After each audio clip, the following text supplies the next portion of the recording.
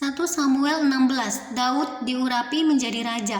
Berfirmanlah Tuhan kepada Samuel, berapa lama lagi engkau berduka cita karena Saul? Bukankah ia telah kutolak sebagai raja atas Israel? Isilah tabung tandukmu dengan minyak dan pergilah.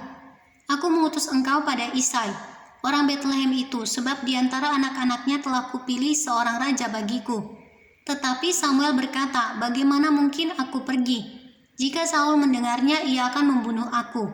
Firman Tuhan, bawalah seekor lembu muda dan katakan, aku datang untuk mempersembahkan korban kepada Tuhan. Kemudian undanglah Isai ke upacara pengorbanan itu. Lalu aku akan memberitahukan kepadamu apa yang harus kau perbuat. Urapilah bagiku orang yang akan kusebut kepadamu. Samuel berbuat seperti yang difirmankan Tuhan dan tibalah ia di kota Betlehem.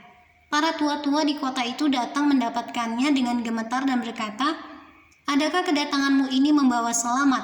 Jawabnya, iya benar, aku datang untuk mempersembahkan korban kepada Tuhan. Kuduskanlah dirimu dan datanglah dengan daku ke upacara pengorbanan ini. Kemudian ia menguduskan Isai dan anak-anaknya yang laki-laki dan mengundang mereka ke upacara pengorbanan itu.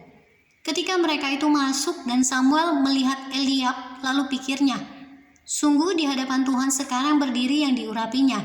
Tetapi berfirmanlah Tuhan kepada Samuel, janganlah pandang parasnya atau perawakan yang tinggi, sebab aku telah menolaknya. Bukan yang dilihat manusia, yang dilihat Allah. Manusia melihat apa yang di depan mata, tetapi Tuhan melihat hati. Lalu Isai memanggil Abinadab dan menyuruhnya lewat di depan Samuel. Tetapi Samuel berkata, orang ini pun tidak dipilih. Kemudian Isai menyuruh Syama lewat, tetapi Samuel berkata, orang ini pun tidak dipilih Tuhan. Demikianlah Isai menyuruh ketujuh anaknya lewat di depan Samuel. Tetapi Samuel berkata kepada Isai, semuanya ini tidak dipilih Tuhan.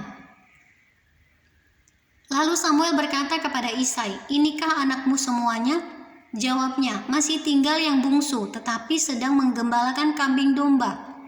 Kata Samuel kepada Isai, suruhlah memanggil dia, sebab kita tidak akan duduk makan sebelum ia datang kemari. Kemudian disuruhnyalah menjemput dia. Ia kemerah-merahan, matanya indah dan parasnya elok. Lalu Tuhan berfirman, bangkitlah, urapilah dia, sebab inilah dia. Samuel mengambil tabung tanduk yang berisi minyak itu, dan mengurapi Daud di tengah-tengah saudara-saudaranya. Sejak hari itu dan seterusnya berkuasalah roh Tuhan atas Daud. Lalu berangkatlah Samuel menuju Ramah. Daud di istana Saul. Tetapi roh Tuhan telah mundur daripada Saul, dan sekarang ia diganggu oleh roh jahat yang daripada Tuhan. Lalu berkatalah hamba-hamba Saul kepadanya, ketahuilah roh jahat yang daripada Allah mengganggu engkau. Baiklah Tuanku menitahkan hamba-hambamu yang di depanmu ini mencari seorang yang pandai main kecapi. Apabila roh jahat yang daripada Allah itu hinggap padamu, haruslah ia main kecapi, maka engkau merasa nyaman. Berkatalah Saul kepada hamba-hambanya itu, carilah bagiku seorang yang dapat main kecapi dengan baik, dan bawalah dia kepadaku.